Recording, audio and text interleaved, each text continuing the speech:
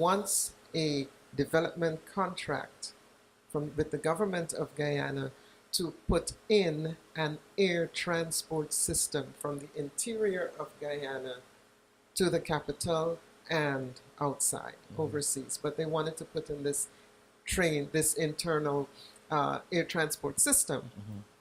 And so that's the main contract.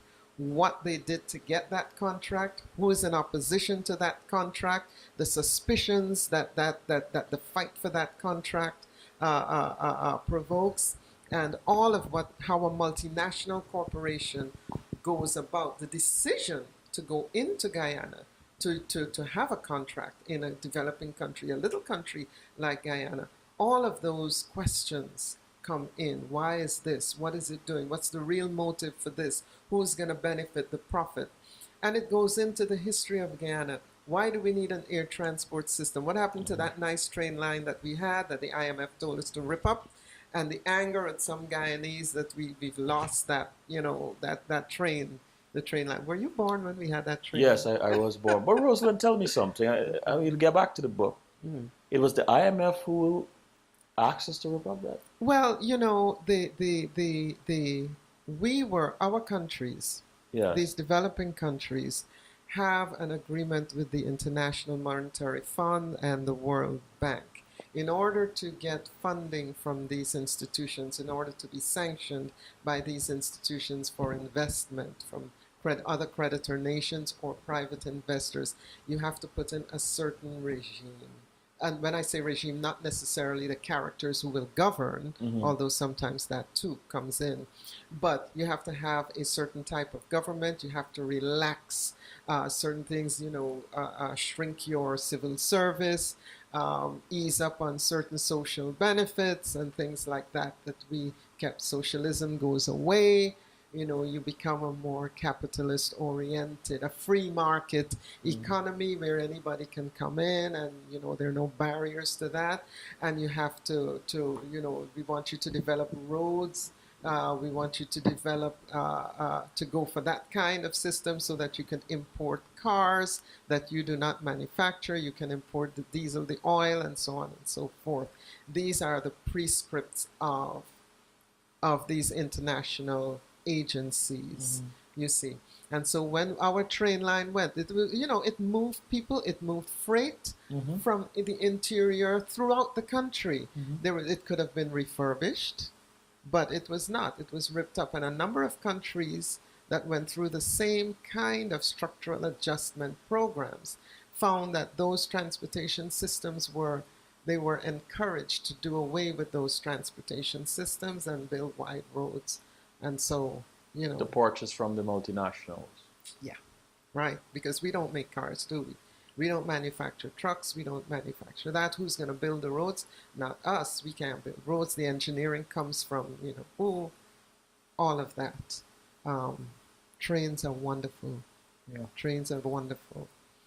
And so that whole argument is in the book. That's part of it, because I do believe in my writing, you educate as well. You entertain, you educate, and you challenge the thinking of the reader as well.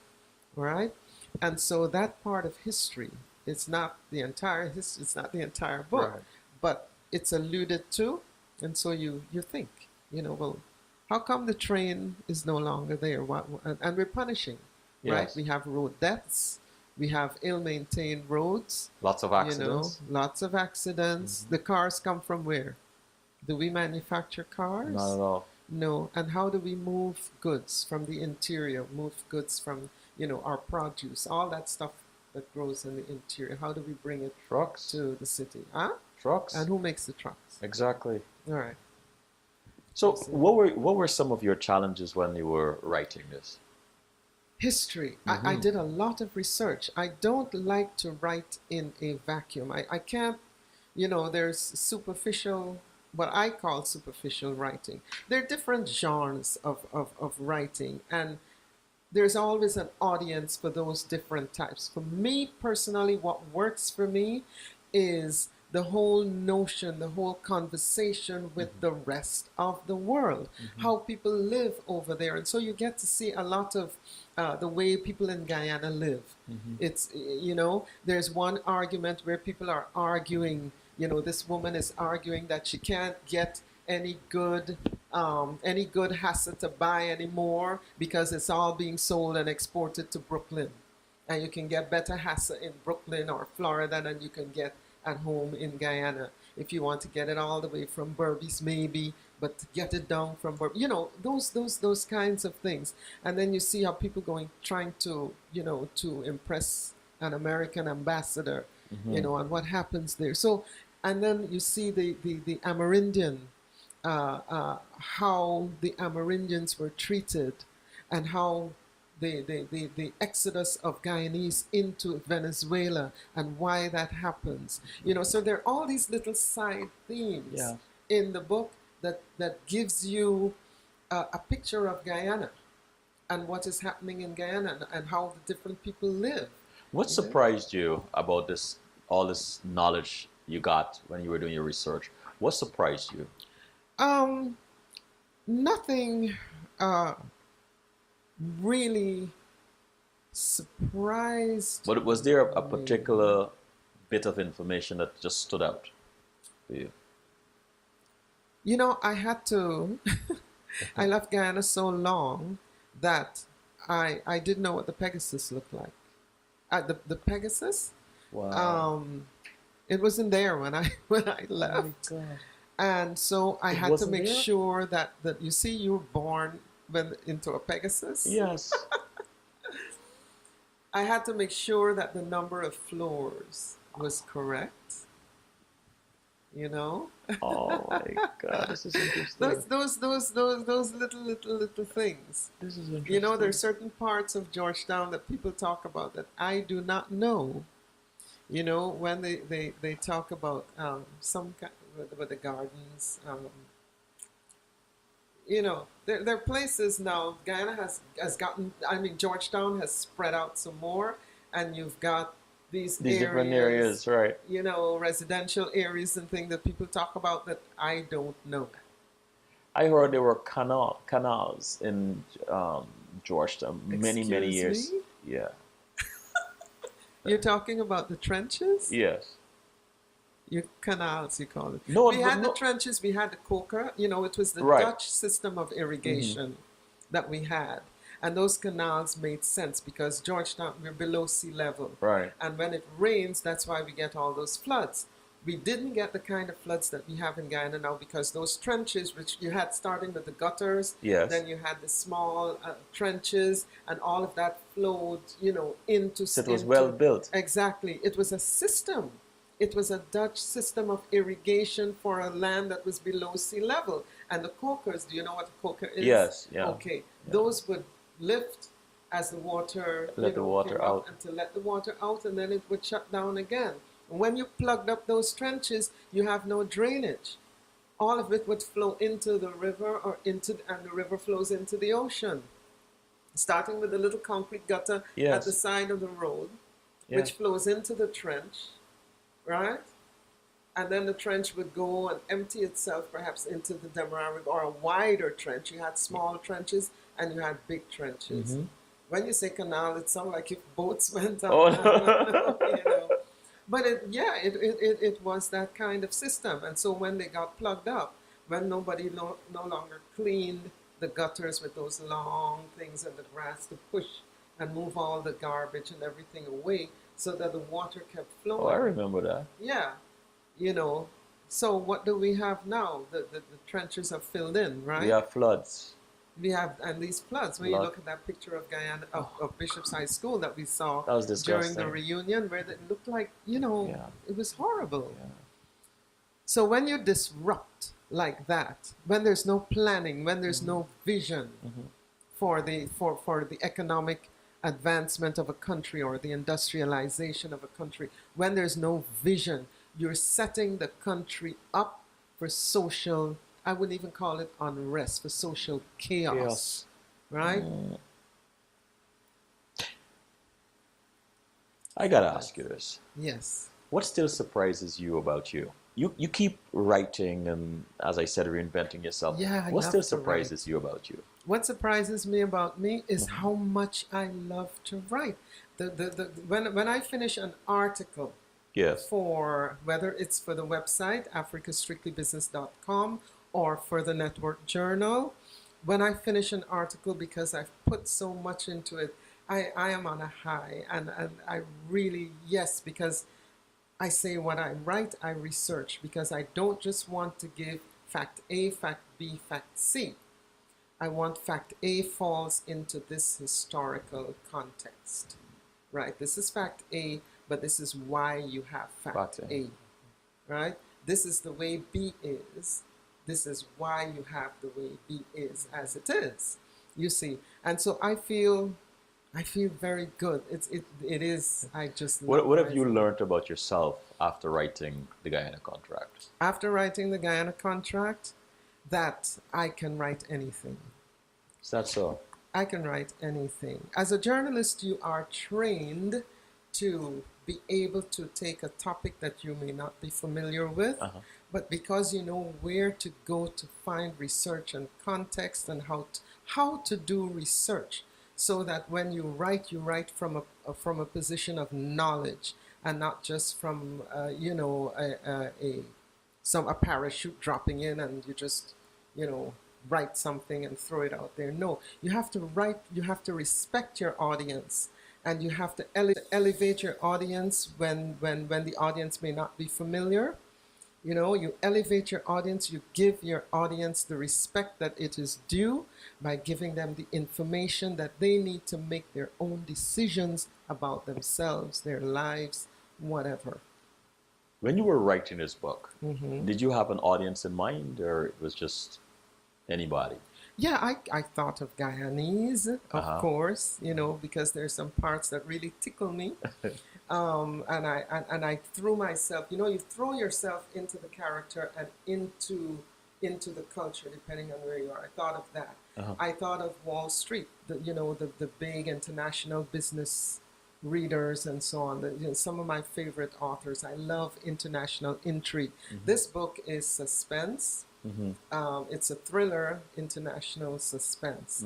And so I thought of all those. There are different audiences that can come together behind this. Business writers, entrepreneurs, people who are in the global marketplace, policy makers, foreign policy makers, governments, ordinary people. Anybody can come in and read and understand. It is not highfalutin. It may have highfalutin themes, but written in an unhighfalutin way. I like that. I like that. That you can get behind it and understand where you fit in, why it makes sense to you. You said it's going to be released in June? In June, yes. I have the Caribbean Cultural Theater, God bless those hard-working people. They've invited me to be part of the lineup of readers early June. Yes. When is that? I don't know. I can't remember the dates. But E. Wayne McDonald, what a hard-working man. Yes, isn't he? Yes. But he wrote me a couple of months ago and said, we'd like you to be part of this. They've had me with Middle Ground and so on. I've worked with them before. But I will be part of that lineup in the summer. What would you say, what do you believe, excuse me, people are surprised to know about you when they get to learn? They're surprised to learn about you when they get to know you. That I've written some beautiful poetry. You see how your head popped up? Yes. I didn't know that. Oh my God. Well, you know what? I'm not surprised. If you could go back in time, Rosalind, what will you tell your 15-year-old self? What would I tell my 15-year-old self? Yes. At 15, I was in high school in New York. And I was adjusting to life in New York, which for me, the first 2 years of high school, those were not very happy years for me, because that was a very radical adjustment. And I would tell myself, never mind, you will make it. you will get to where you want to be, where you know you want to be. Yeah. When are you most happy? Am I most happy, or when are you most happy? I am most happy when I'm writing. when I'm writing, oh yes, I am most happy. I'm very happy then. I'm also very happy when I'm with family. Uh-huh. I'm happy when I'm traveling. I love to travel. I'm happy when I travel. Where do you draw your most inspiration? Where do I draw my inspiration? Yeah. Human beings. I love my fellow man, my fellow woman, my sister woman. You know, when I sit on the subway and I look at all of those faces, people coming from work, going to work, coming from school, and I read their faces and I imagine the stories. You know, a face tells you a lot, and I imagine the stories behind them. I love accents. So, you know, I try to determine where that accent is from. I listen to names because, you know, I move in some different circles. Where I teach fitness in Bensonhurst, I have a lot of Russians, Jewish people. There are no black people in any of my classes. I have Asians, and all of their accents and all of these cultures come together in this one room, and we're working out, and they're groaning and sweating, and I'm driving them. And then we share these stories about when we were growing up, because I would play music. Like today, I played some Drifters. Oh. I played Drifters for my class. I taught a class I teach on Tuesday mornings, total body workout, and I played Drifters from 1959 to 1965. And it turns out that Americans did not know half the Drifter songs that we knew, like One Way Love, Room Full of Tears. They didn't know. All they knew is Under the Boardwalk, Up on the Roof, Sand in My Shoes, just that. Oh no. Yeah, those three. Sand in My Shoes. They don't even know Playboy, you know. So I had a lot of fun with that. In the chat room, Sonia said, "Good evening, Miss Rosalind. You look very beautiful, and I'm very proud of you." Thank you, Sonia. What is gratifying about being Rosalind McLymont? Oh, just being me, just chilling, being the age that I am, and not having to, you're not fighting anymore. You don't have anything to prove to anybody except to yourself. Yes. You know, you don't have to take anybody's BS. You can walk away. There's a saying my mother always used to say, if you see a fool coming down the street, cross the street. Right? So you can cross the street at any time. Just the age that I am, and watching my grandchildren and, my children as they find their path and move along that path, and being able to advise, to mentor young people, beginning with my own children and others that come in as interns at the Network Journal, and just watching them, and the struggles that they're going through, and thinking back that you went through the same thing, but they would never believe it, so... Yeah, it's the other day when I saw you at that event where these 25 amazing women, were awarded for their achievement and accomplishments and so on, you were so gleeful. Yeah. I came over to speak with you, and you had this glee in your eyes, and you were prideful. You do this every year. Yes. What stands out for you? I mean, I'm sure every year you go through this experience, you're so happy. Why is this such a happy event for you? It's a happy event because in that mix of women, every year there are 25 influential black women in business that we honor at the Network Journal Honors, right? They're women from Africa, they're women from the Caribbean, they're women from North America, they're Afro-European women, they're black women from all over are in that mix. The stories, the accomplishments of these women, some of the awesome things that they're doing. They're not the Hollywood people. These are not people whose names are emblazoned across, screens and things like that. And yet, they are so powerful in their particular fields, in their particular careers, in the businesses that they own. They're so powerful. You wonder, well, surely this is the end. You can't get any better than this. And every year you never failed to find 25 women. And these are 25 out of the many, many, many, many, many who come in as candidates whose applications we get, whose names are submitted for consideration. Oh. So these are 25 chosen out of a bunch. These are not just the only 25 in the year, That's encouraging. And there are some that we, a first pick who may not be able to fulfill the conditions that we require. So we go to another. There are more on the waiting list, that we can draw from. So Wow. that is wonderful to me. And to see their families, when their families come and their parents, and how proud they are that these women are being honored. And when the women tell you, nobody has ever done this for me before. And these are women who know, I've worked so hard. It's wonderful to be honored, and to be honored by your own. Talking about that, you've traveled extensively, you've accomplished a lot, you do a lot. Yet unless someone asks you, they will never know. There's this mark of humility about you, Rosalind. When you think about that, and I presume it's both parents, but which of your parents are you thinking of you get that from more so?